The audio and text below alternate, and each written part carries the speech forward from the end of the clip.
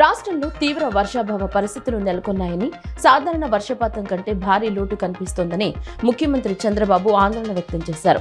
భవిష్యత్తులో ఇలాంటి సమస్యలకు శాశ్వత పరిష్కారం చూపేలా 36 ప్రాజెక్టులను 35,555 కోట్లతో నిర్మించేందుకు ఇరిగేషన్ క్యాలెండర్ను విడుదల చేశామని సీఎం తెలిపారు. ఈ 36 ప్రాజెక్టులు పూర్తయితే 19.16 లక్షల ఎకరాల కొత్త ఆయకట్టుకు నీరు అందడంతో పాటు 9 లక్షల ఎకరాలకు పైగా స్థిరీకరించుకోవచ్చని వెల్లడించారు.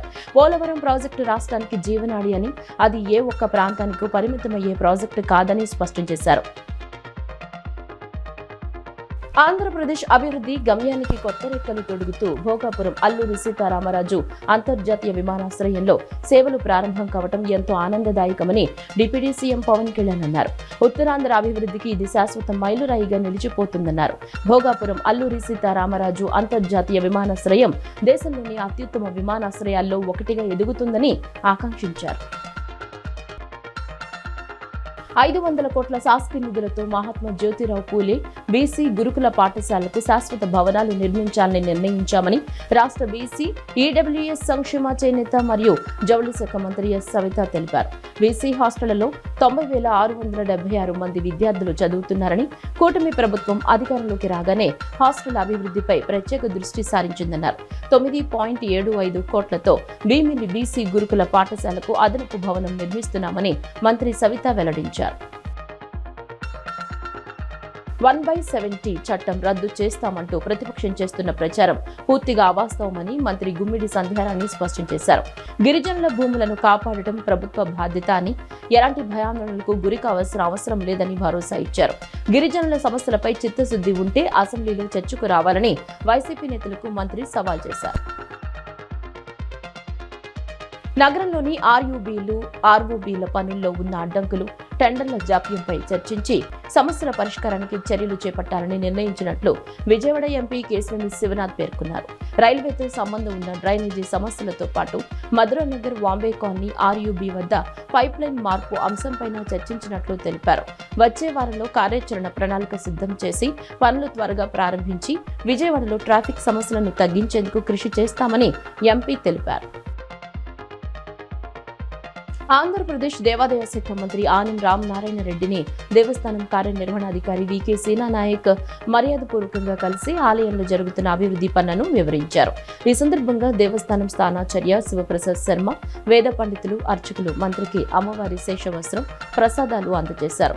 భక్తుల సౌకర్యార్థం చేపడుతున్న అభివృద్ధి పనులను త్వరగా పూర్తి చేయాలని, సామాన్య భక్తులకు జగన్మాత శ్రీ కనకదుర్గమ్మ అమ్మవారి సత్వర దర్శనం కల్పించేలా చర్యలు తీసుకోవాలని మంత్రి సూచించారు. దసరా ఉత్సవాలకు సంబంధించిన ఏర్పాట్లను ప్రణాళికాబద్ధంగా చేపట్టి భక్తులకు ఎలాంటి ఇబ్బందులు లేకుండా చూడాలని ఆదేశించినట్లు ఈవో సీనానాయక్ తెలిపారు. మంత్రి అచ్చెన్నాయుడు చేసిన వ్యాఖ్యలను బొత్స సత్యనారాయణ తీవ్రంగా ఖండిస్తూ బాధ్యతాయుతంగా మాట్లాడాలని హితవు పలికారు. గ్రూప్ 1 నియామకాలు, డిఎస్సిపై ఆరోపణలు నిజమైతే రెండింటిపైన ఒకేసారి సిబిఐ విచారణ జరిపించాలని ప్రభుత్వానికి సవాల్ విసిరారు. నాగబాబుకు కేబినెట్ హోదా, పదవి, బీసీ రిజర్వేషన్ అమలుపైన ప్రభుత్వ తీరును బొత్స తప్పుబట్టారు. AP green executive committee chairperson గా ఎమ్మెల్సీ కొణిదెల నాగబాబును ప్రభుత్వం నియమించింది.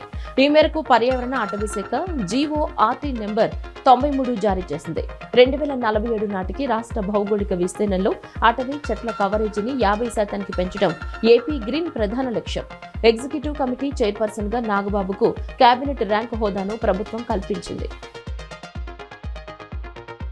అసెంబ్లీ సమావేశాల తొలి రోజే వైసీపీ గందరగోళం సృష్టించేందుకు ప్రయత్నించిందని జనసేన ఎమ్మెల్యే పంతం నానాజీ మండిపడ్డారు.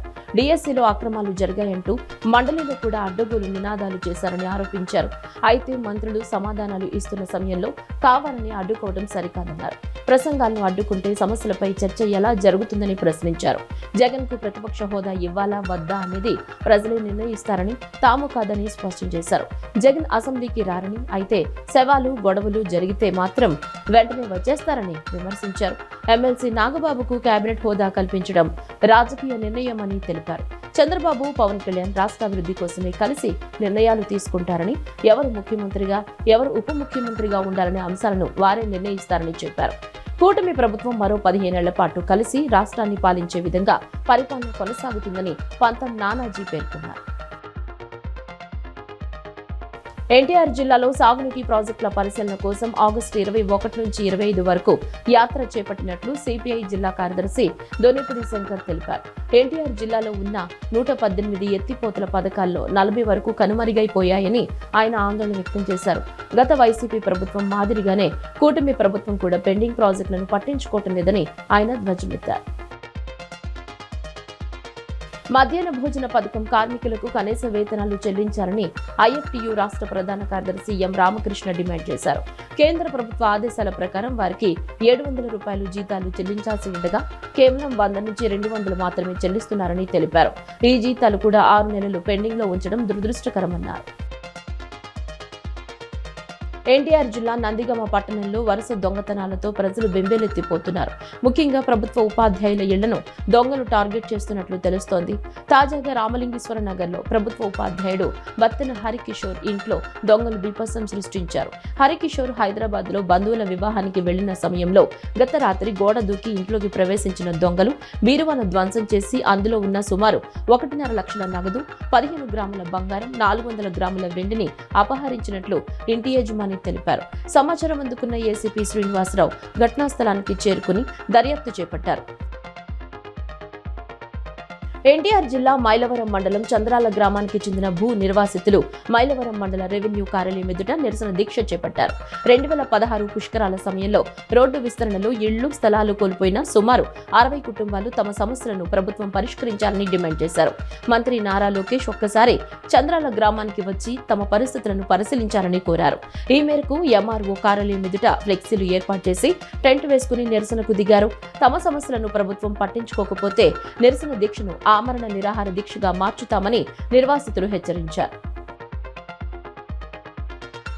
ప్రజల నుంచి అందే ప్రతి ఫిర్యాదును అత్యంత బాధ్యతతో స్వీకరించి క్షేత్రస్థాయిలో సమగ్రంగా పరిశీలించి సమస్యకు శాశ్వత పరిష్కారం అందించేలా అధికారులు చర్యలు తీసుకోవాలని విజయవాడ నగరపాలక సంస్థ కమిషనర్ ధ్యానచంద్ర ఆదేశించారు. ప్రజల నమ్మకాన్ని నిలబెట్టే విధంగా అధికారులు పారదర్శకత, జవాబుదారీతనం, సమర్థవంతమైన పనితీరుతో విధులు నిర్వహించాలని కమిషనర్ ధ్యానచంద్ర సూచించారు. ప్రజా సమస్యల పరిష్కారంలో నిర్లక్ష్యం, జాప్యానికి తావు లేకుండా అధికారులు నిరంతరం పర్యవేక్షిస్తూ ప్రజలకు మెరుగైన పౌర సేవలు అందించాలని ఆదేశించారు. వీరవల్లిలో మమతల పందిరి సేవా సమితి ఆధ్వర్యంలో నిర్మిస్తున్న ఆనంద నిలయం అనాథ వృద్ధాశ్రమంలో వృద్ధుల నీటి అవసరాల కోసం బోర్వెల్ ఏర్పాటు చేస్తున్నట్లు నిర్వాహకులు తెలిపారు. మొదటి దశలో రోడ్డు పనులు పూర్తి కాగా ప్రస్తుతం బోర్వెల్ పనులు చేపడుతున్నామని సమితి వ్యవస్థాపక అధ్యక్షులు లంక రమేష్ వెల్లడించారు.